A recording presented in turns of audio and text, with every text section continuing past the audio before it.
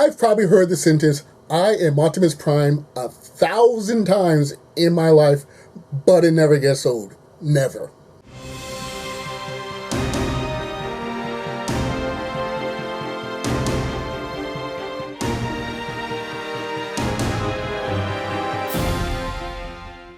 Hello, I'm High Heel Knight. This is my review of Transformers 1.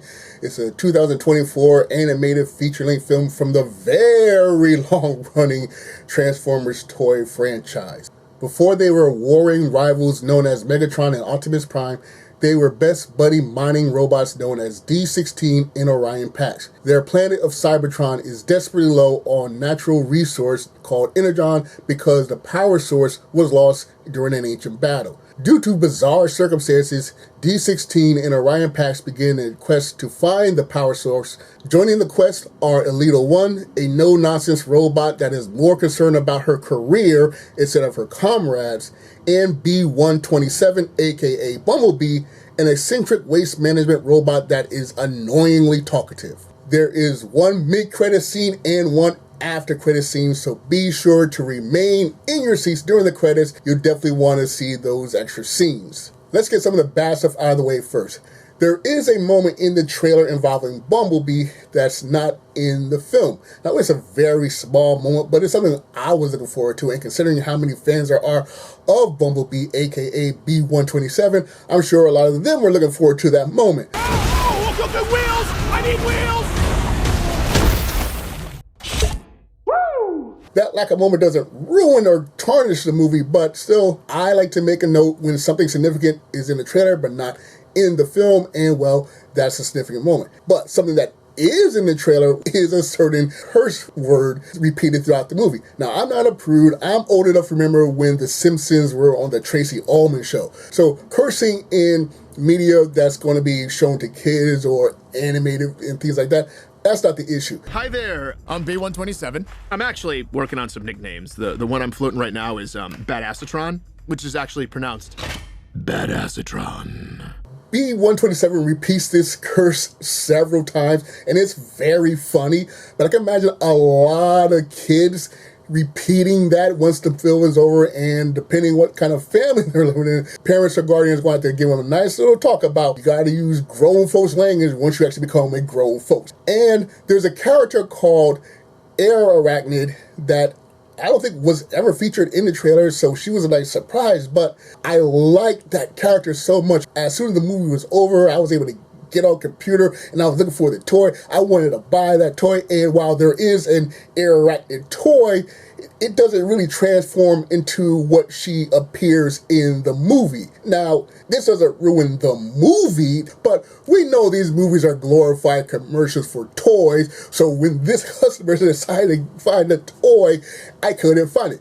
Could be that because I saw this movie early, maybe they're waiting to roll out that specific design toy, but right now, it's not on the market. Well, let me tell you something. You just lost yourself a customer. What? So that's the handful of bad things I didn't like about the film, and now there's like about the great stuff that's throughout this film. This is going to be a very weird compliment, but the movie is cliche, but miraculously enjoyable. If you're a fan of films, you can pretty much see the main plot piece coming. If you're a Transformers fan, you can definitely see the main plot piece going. In fact, my mother noticed how the relationship and the decline of the friendship between Optimus Prime and Megatron is eerily similar to how the friendship in the first Doctor Strange movie played out. The story's been told dozens of times in dozens of different ways, but still, it's exciting, it's thrilling. These characters are just drawn incredibly well. The action is incredibly well. The music is incredibly well. Just wall to wall, beginning to end, you are on an exciting thrill ride with just enough suspense, just enough humor, just enough action that never leaves you bored. Except for one particular person in the audience. As the film was progressing, I heard a young man say, "Which Bumblebee going to be in the movie?" It does take a little while for B-127, aka Bumblebee, to get into the story, and once he's in the story, he is very much in the story. He's annoying, but annoying in a good way. He's very eccentric, so he's constantly talking. He almost never stops talking, but it's actually endearing and fun as opposed to being incredibly annoying like the recent Claptrap from the very veiled Borderlands film. The way they handle the annoyance, especially in a kid's movie, is really something that I want to applaud. Finally, let's talk about the violence in this movie. My mother noted how this movie is really extra violent as compared to some of the other films. Like, no, not really, because they're robots, you know, as long as you don't try to blow them up, you can just repair them later on. That's actually a small plot beat in one of the story. But after I literally slept on it, I was thinking, it's not just the physical act of the violence. These robots are treated like real characters. They have emotions, they have fear, they have love, they show true emotions. So when they have these fights, it's not just metal on metal, shooting up because they're bad guys. There's passion behind each fight. There's danger behind each fight. So you really feel an emotional attachment to all the fights. One of my favorite fights takes place to two characters that I won't spoil, but I should be able to spoil. Considering how many decades this franchise has been around and considering how long these two characters have been at animosity with each other, you think they would have come to blows several times, but no, I think there's only one other time they've ever come to blows. It was great to see them actually have a fight in this movie. It's a brief fight, but a very fantastic fight. So as far as my verdict, if you are a big Transformers fan, definitely want to see this movie. There's so many Easter eggs, both in your face and mostly subtle. So many subtle Easter eggs. You're going to have a great time.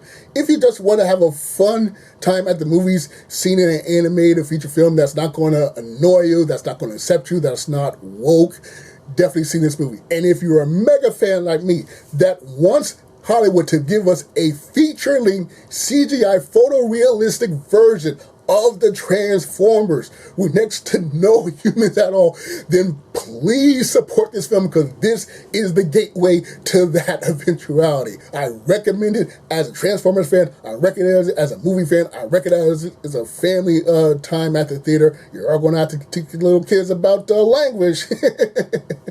But definitely, absolutely 100% see Transformers 1. I give the movie an A+ grade. That's my opinion of Transformers 1. I would love to know your thoughts. Post your comments in the comment section, and I look forward to seeing you there. In the meantime, like button, subscribe, comment, share, find inspiration everywhere.